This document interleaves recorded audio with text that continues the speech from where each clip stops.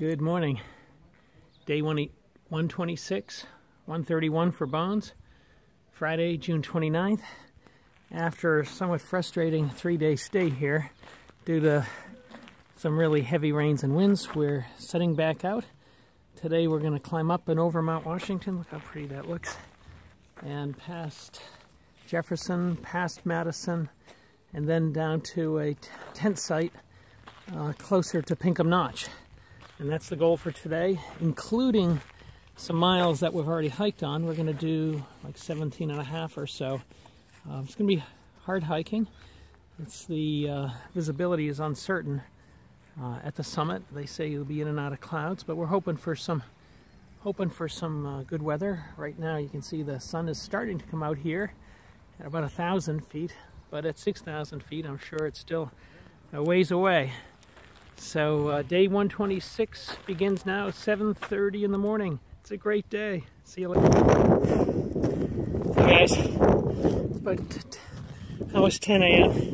About 2 miles from Lakes in the Cloud Hut. You can see that we're in the soup. About 100 yards visibility. And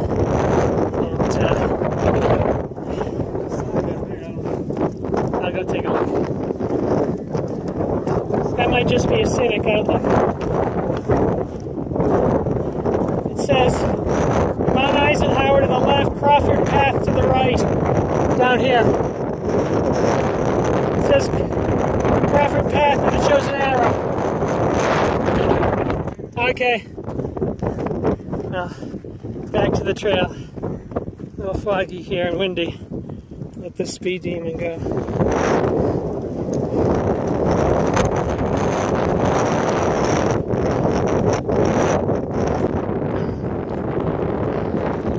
Guys, the clouds are thinning.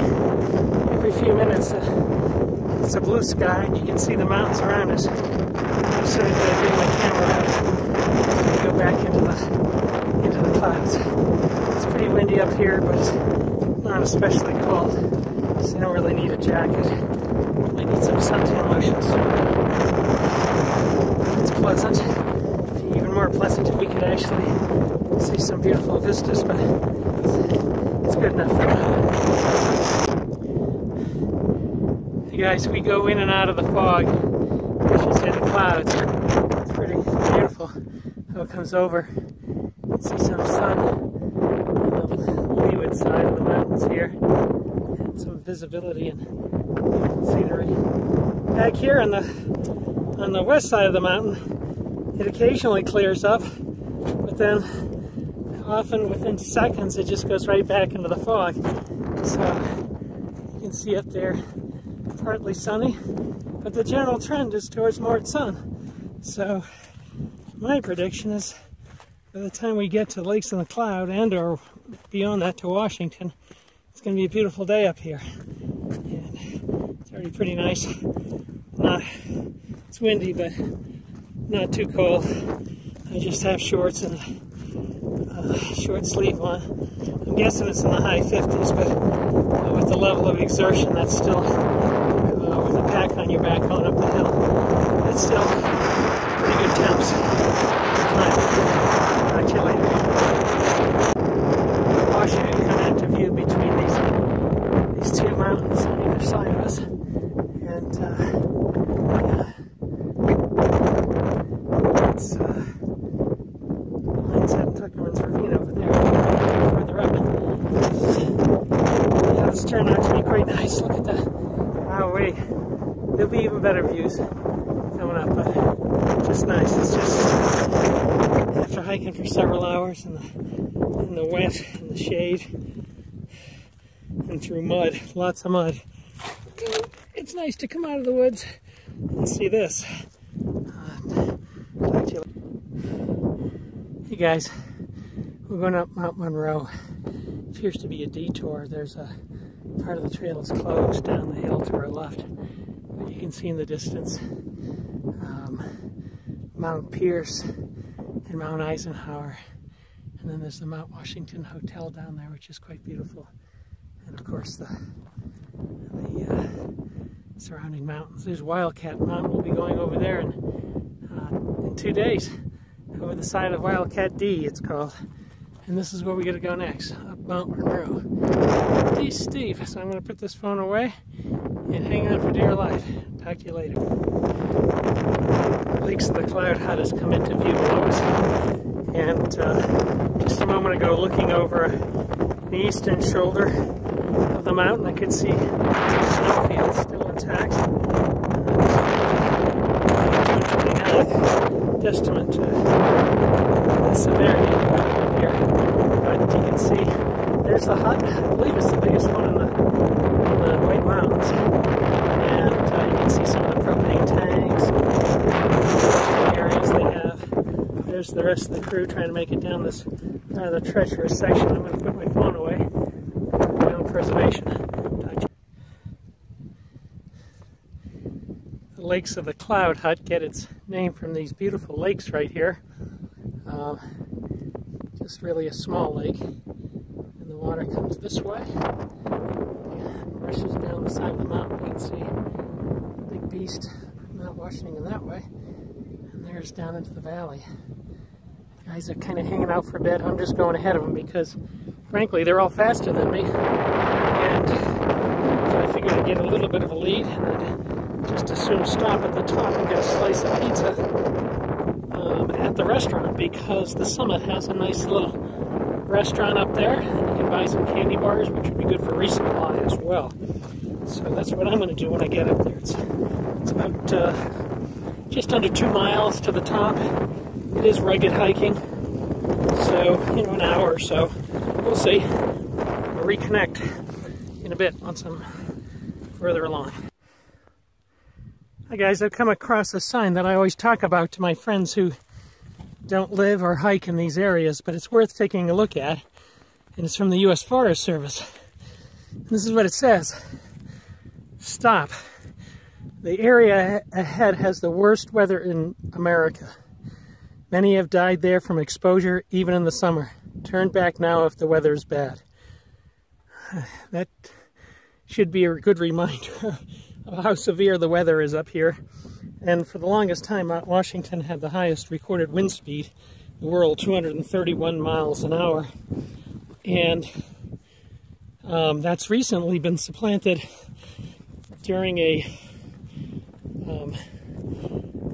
not a hurricane, but whatever, I can't remember the term they use to cover in the Pacific, a typhoon. Over the water was like 233.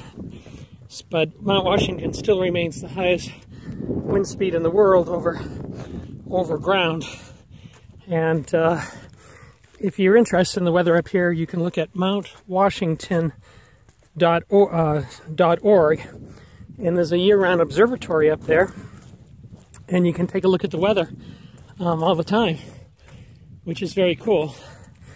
And especially in the winter when we have a storm, I constantly look it up, and you'll see that the wind speed is over 100 and the temperatures are minus 20 or minus 30. Pretty brutal. In any case, it's very cool.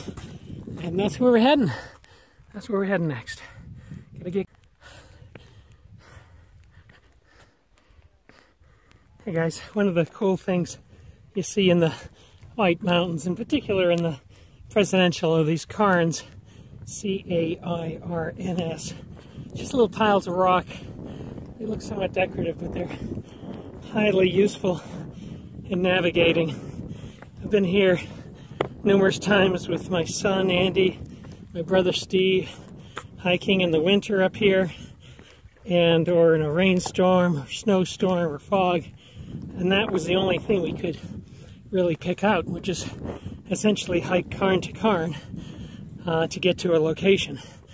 And it's helpful, but on this other side right up here, which I'm not going to go to, that's Tuckerman's Ravine. The cairns are doubly important there because they keep you from getting too close to the ravine, which would end in your doom if you went right over the edge. It's over 60 degrees at the top, so it's perilous, and many have passed skiing or hiking in that area. So it's all very neat.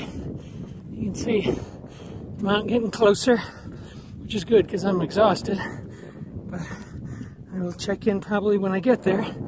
There's a restaurant up there, cafeteria, and I'm looking forward to a piece of pizza, maybe a Coke and some candy bars. See you later. We've arrived at the summit of Mount Washington. There's one of the older buildings with chains around it to hold it down and keep it from blowing away. And this is the visitor center. I'll do a spin around once I get down from these rocks. And that's the summit up there. Everyone poses for pictures. And we're coming in here and grabbing some food. I believe the train is coming up now. And once I get to the other side of the building, I'll take a quick picture of it. As you can, there are a lot of people. Some people can come up here in cars. Some come up with trains. Some hike. So it kind of accounts for a whole range of types of people you're going to see up here. And there's the cog railway, one of the very few in the world, and it uses cogs. It pulls itself against the track, so it's ratcheting its way up the mountain. For years it was powered by coal, and now it's actually powered most of the time by biodiesel, which is a lot cleaner. Let's go in and grab some. Guys, here's the cog railway making another trip. Each of those round-trip tickets, I believe they're something like $75. And that looks like you can hold about 100 people.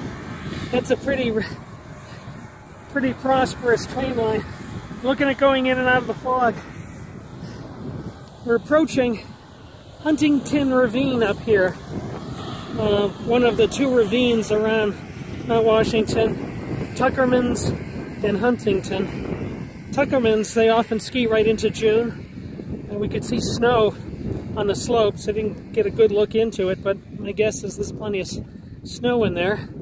You can see snow across the mountains here, perhaps on the side of Madison, and yeah, it's quite beautiful. I think the trail comes close to the edge of Huntington Ravine, and I'll peer over there and show you what we see, but it's a incredibly rocky, steep ravine, quite dangerous for hiking, and a source of many accidents. But, well, another beautiful day on Mount Washington. These are the cogs that the train pulls itself up on as I fall down on the train track.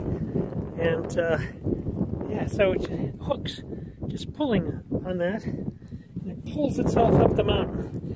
I'm looking for a place to get down off these train tracks. I'm coming down here, trying to catch up with my friends. I'll come back later and show you Huntington Ravine. Huntington Ravine. Yep, this Huntington Ravine, you can see the snow down there. There is a trail up here. It's quite precarious to climb up here, and source of many unfortunate outcomes for hikers and skiers. Shouldn't have been coming up or coming down, but that's the nature of this whole area, the whole Great Gulf Wilderness. Look how rugged those mountains look. How beautiful. Mount Madison, keep going in and out of the clouds. I believe this is Adams in front of us, and then Jefferson behind it. Could have that. Jefferson, I think, is one now also obscured in clouds. It's a beautiful climb to go up Jefferson. Here's my gang, once ahead, moving ahead of me faster than I can keep up with. Damn those young people. Damn their young legs. Oh well. You can just see the train going down in the distance, just off to the left. There's the base station for the train there. We're just past Mount Clay. I believe we're coming up on Mount Adams and then Mount Jefferson. And this is the state of the trail. It's just really a rock pile. I have fallen a few times here. It's been uncomfortable. This is really where you want a stiff sole. And I just happened to trade in those shoes with the stiff soles, the Merrill Moabs, for my Hoka trail runner, so I don't have a stiff sole, so my feet are bending over each of these rocks, and happily I might add, and but it's still okay. It's not raining. Look, none of us really have heavy clothes on. It's in terms in the 50s. It is windy, but not extremely windy. And we're just exerting ourselves, so no one really needs extra clothes right now. And in a little while, the Madison hut will come into view. I think Madison is about 5 miles ahead, and the Madison hut, that is. We'll stop at the Madison hut, just check it out, maybe get some water, and then climb up over Mount Madison, and then go down. I think it's like 3 or 4 miles to a tent site. It is a Friday night. The school's out, so it's anyone's guess as to whether we're going to be able to find a tent platform to tent on. But you know, this is part of doing the AT. You can't plan for everything. You just move forward and make the best of what you see. So if we don't find a tent platform, frankly, we'll just keep on going in search of a stealth site, and short of that, keep on going to Pinkham Notch, where it's probably full as well, but we'll find some flat spot somewhere. So that's the update at about 2 o'clock. Hey guys, we just hung out here in a terrible lightning and rainstorm, maybe medium bad, but it's cleared. And yeah, we're heading back out. We still have, unfortunately, quite a ways to go. We met some new friends. Chip from Garmin. That's right. And a recently retired young man who's hiked everywhere. So, onward. It's pretty easy to get lost out here because there's really no great markings for a trail. It's just a pile of rocks that we're working our way over. And we do look at the cairns, and we know that that's Mount Madison in the distance, and occasionally you cast a sign that kind of arrows in that general direction, but the trail is not exactly a pristine path here.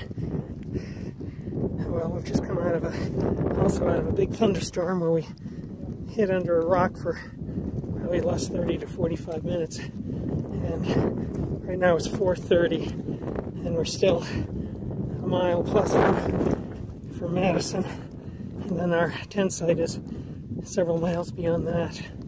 So it's going to be a long and late day. It's important for us to get to the site before the sun sets, because this is perilous, trying to walk on these rocks after the sun goes down. Mercifully, even after the heavy thunderstorm and rains, it dried up very quickly. It got sunny, and then it got shady, cloudy again, but it's pretty much dry out here, which is awesome. See you later. Hi guys, Madison hasn't come into sight. It's about 5 o'clock. The day's gone a little slower. We're a little bit behind schedule because of the rain and just the difficult terrain. And we're not scheduled to stay here, but rather to go up the dang hill and then go down the dang hill on the other side to a tent site, for which we don't know if there's available space. But so it'd be interesting if they have any free work for stay. It'd be very tempting to stay here since it's 5 and we're a little wet and a lot exhausted. A long day of hiking. Set off at 7:30 this morning and done nothing but up and down steep hills and rock climbs. But fortunately no one's fallen and hurt themselves, so on the whole things are still pretty good. Talk to you soon. I'm taking a picture of Reboot, taking a picture. We are at the top of Madison. It's socked in the clouds here. And high winds. It's 5:30. We gotta find our way down to the tent site. But we can see the cairns in front of us. So that's the way we're going.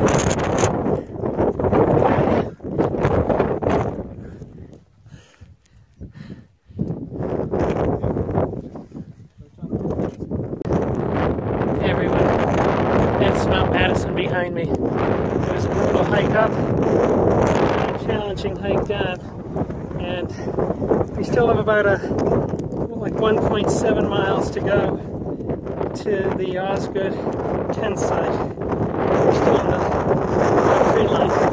You can see more or less where it's going to end, which is about a half a mile ahead. But it's tough sledding. It's been a very long day. Been on the road or track for about 11 hours now. My legs are shot. So yeah, this is in kind of the danger zone. My knees are buckling a little bit. I know Milo's having some problems as well. He and I are about the same age. The other guys are 10 years younger, or in the case of Bones, and maybe 5 or 6 years younger in the case of Reboot. But in any case, it's been tough sledding. I'm going quite slow now, just trying to stay in one piece over these rocks. And tomorrow the plan has been for 18 miles, but I hereby withdraw from that plan. I think I'm going to have to sleep a little bit later and then ratchet down my miles for tomorrow and maybe change the date I get into Gorham, New Hampshire. So I'll think through that tonight when I get into the tent and look at my maps and such, and then I'll figure out. Yeah, these are all good, guys. I'm not mad at anyone. I'm just running into some limitations. It's been brutal. 14 in the whites. Up and over Mount Washington and all the presidentials is more than 20 on our regular hikes. So yeah, and I don't want to do 18 tomorrow because we're going to be heading to Wildcat, up the side of Wildcat, which is a brutal climb, and then a hard hike down to Carter Notch, and then another hard hike up to Carter Dome, and then going across those mountains you see there. All of those mountains, that's the Wildcat range, and that leads to Gorham. So I gotta kind of revise my plans tonight. Talk to you. Hey guys, this is the trail. It's about 7:30 at night. We didn't quite make it to the Osgood tent site. We got within a mile. We had no guarantee there'd be open spots, so we found a stealth site here, and this is where we're camping. And we are crammed in here, and I just had dinner at 7:30 on the trail. This is a tiny little spot, no real protection with bear bags, but hopefully you'll come in here and you'll encounter Officer Reboot, and Reboot will stop the bear in his tracks. Please don't put that on YouTube. And there's Bones in there. Yeah. Milo in here. And Pritch's tent is over here. Yeah, tiny little spot that we have. Yeah, this is my spot. Oh, don't fall into the tent. Oh, well. Enough of that. We're going to have to try and make the best of this and get a decent night's sleep. Whew. Good morning. Saturday, June 30th, day 126. I'm still coming down from the Madison hut, or Mount Madison. We stealth camped in the woods. We did not make it to Osgood tent site. We're all just a wreck. Yesterday we did about 15.3 miles, which doesn't sound like a lot, but frankly is more than I've ever done in the Whites. It's murderous terrain, coming, such steep climbs and pivoting over rocks all day long. And so by the time I summited Madison, about 2 or 3 miles back, my legs had just pretty much locked up. I was somewhat pleased to see the rest of the group was somewhat the same, and they were waiting for me in the woods, saying we've got to find a stealth tent site because we can't make it. But yeah, and if I haven't mentioned it, today is day 126. The original plan was to go 19 miles today. I think that's not the ideal plan because we're still in the Whites, and man, this is just harder terrain. Now, younger hikers, perhaps, some phenomenal athletes, probably aren't perturbed by that. But I mean, we do 20 to 22 on other terrain, but this is just harder. So I'm going to have to cut short on that. I'm not sure. It's about 6 miles to Pinkham Notch. I think about 10 or 12 miles to Wildcat Mountain. And it's possible I'll stop there for the night. But not clear. But still, then I'll be in the Wildcat range. I'm looking at my toothpaste on my beard. Sorry about that. And still hoping to get to Gorham with 2 more nights. I think it's, let me think, 19. It's like about 30 miles, so it should be achievable in 2 days. So that's the goal. And I'll talk to you later. Take care. Day 126. Day 126.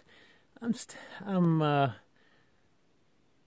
of the alpine zone, but into the tree line. But it's still quite steep, so it's, for me, slow going. Coming down here. Rocks are a little damp, and my legs are a little achy from yesterday's hike, so I'm going quite slow here. But this is supposed to continue for a while, and then it's going to flatten out, and then we'll hike over to Wildcat Mountain. But just wanted to see you. This is fairly typical here. You got to be careful. One wrong step and you're in trouble. Talk to you soon. We could hear this through the woods for a while, and now we can see it. I'm guessing it's flowing a little bit higher due to some recent rains, but very nice. Good source of fresh water if you need it.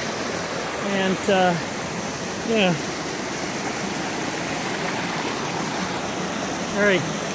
very beautiful. I'm going to put my phone away so I don't risk dropping it or myself into the drain. So we're leaving the Presidentials. This is the Pinkham Notch Visitor Center. You can see Tuckerman's Ravine. You can see snow on the side of Mount Washington. And we're coming down this way for a mile or two, and then we're going to get into the Wildcat Range, be the final range in the White Mountains. Busy road here. Beautiful day. Sunny, breezy. Let's hope for no rain this afternoon. There is a chance of thunderstorms, but we're going to have to take that chance. This is Bones coming up Wildcat D. It's very steep, pretty risky, lots of handholds, and it doesn't stop. There's Reboot about to do the same.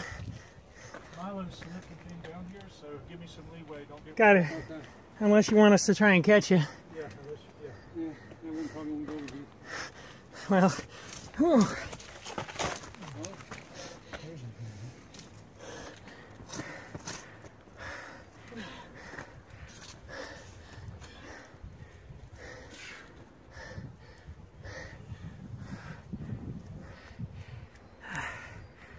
Okay, there goes Reboot.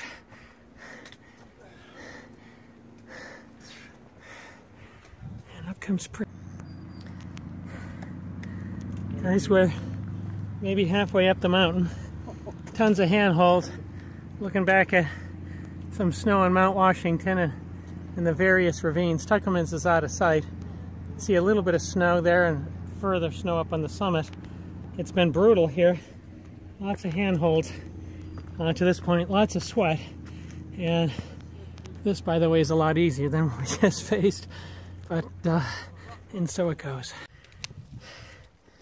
We're getting close to the summit, but it's been handholds the whole way, looking across at Mount Washington. Now we have a good view of Tuckerman's with the snow in it. Hopefully you can see the rocky face. Pretty steep. Just think a few weeks ago people were skiing and snowboarding down there, and glad I wasn't one of them. Now continue up the trail. Here's Carter Notch beneath us, and that's Carter Dome. You can see the land, the rocks sliding down into the area they call the ramparts. Those ponds occasionally, very quickly, just empty out because they're above grade, and sometimes an opening develops and the water just pours out of there. The hutmaster is known to skate on the pond in the winter. And when we get down there, we're going to come back up this very steep hill, up Carter Dome, and then on to Moriah and the rest of the Wildcats. We'll be looking for some sleep spot I will be once I get to the top. I'll talk to you later. Climbing up Carter Dome. It's another cliff face. Oh my gosh. Put the phone away. We are on the summit of Mount Height, altitude 4,650. We're heading in that direction. We have a steep down, which you can kind of sense, and a steep up, and it's a pretty area. Weather has been a little threatening. The medium-term forecast, we've missed some thunderstorms that hit just north of here, which is fantastic, but the medium-term forecast into the evening shows significant thunderstorm activity coming down from Canada right now. It looks intense. So in shelter still 4 or 5 miles. I swore I wouldn't do it. It will be 19 miles from yesterday, but the train hasn't been as bad today. Not clear if we'll get there. We may tent before there. I may tent before there. But that's the trail we're going down before we get to go back up again. It's 4 o'clock, and I'll check in later. Hey there, coming down North Carter. It's about 6:15. Terrain's been brutal. Incredible views, check that out. Isn't that amazing? Wow. There's Reboot struggling ahead of me, and I'm right behind him. I'm gonna have to put this away because it's just been nothing but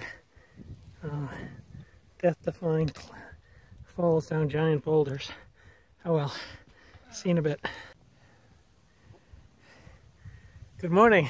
There's Bones. Good morning. What day for you, man? Look, 132. 132. And day 127 for Pritch. I want to draw your attention to this super sturdy 10 platform we stayed on last night amidst hurricane warnings or tornado warnings and torrential rain and winds last night, and the thing was shifting around on its very sturdy little rock.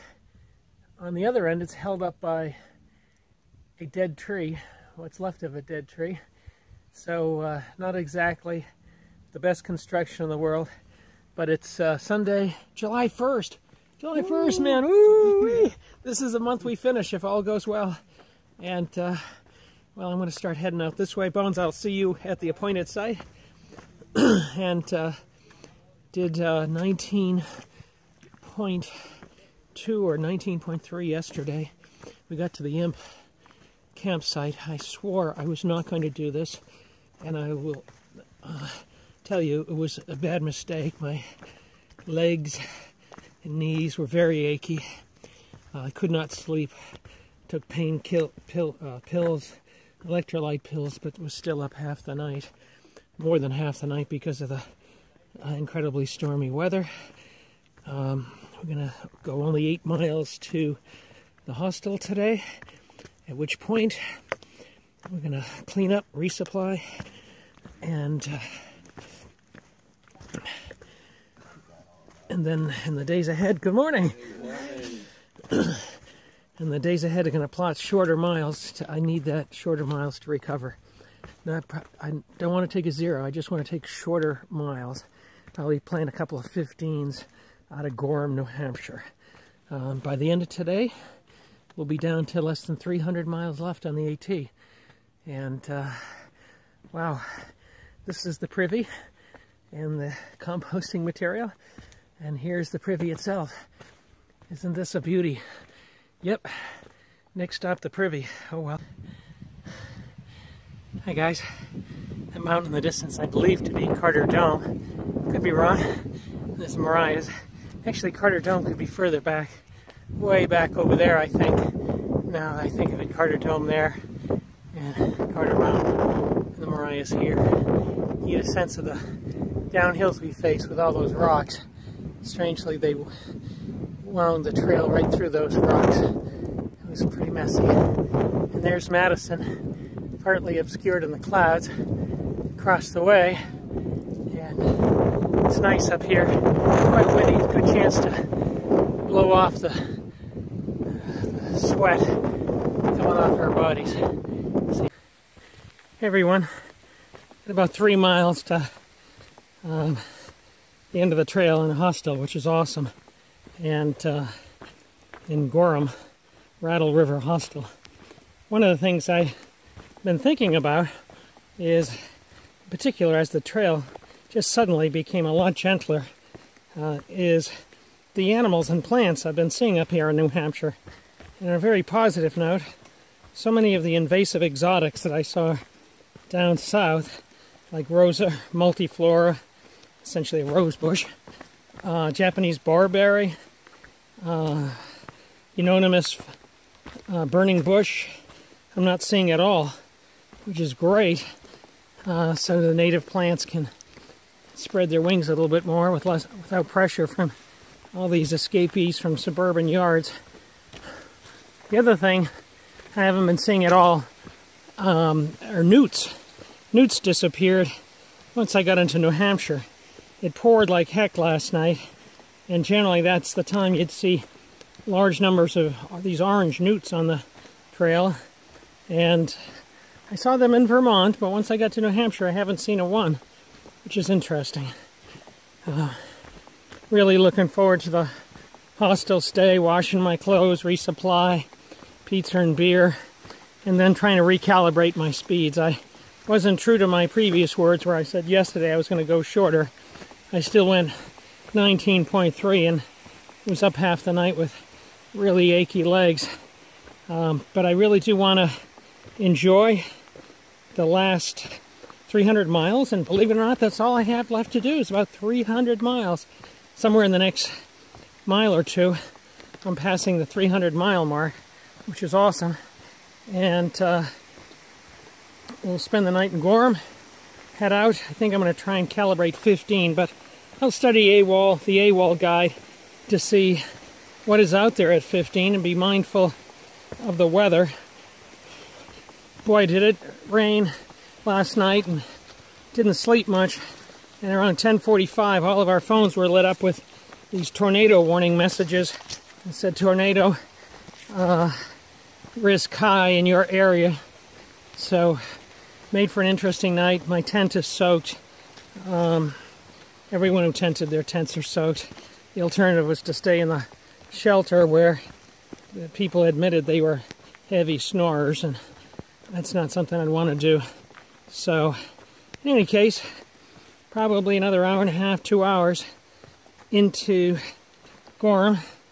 Get a shower, start planning resupply, hang my stuff out to dry, do a laundry.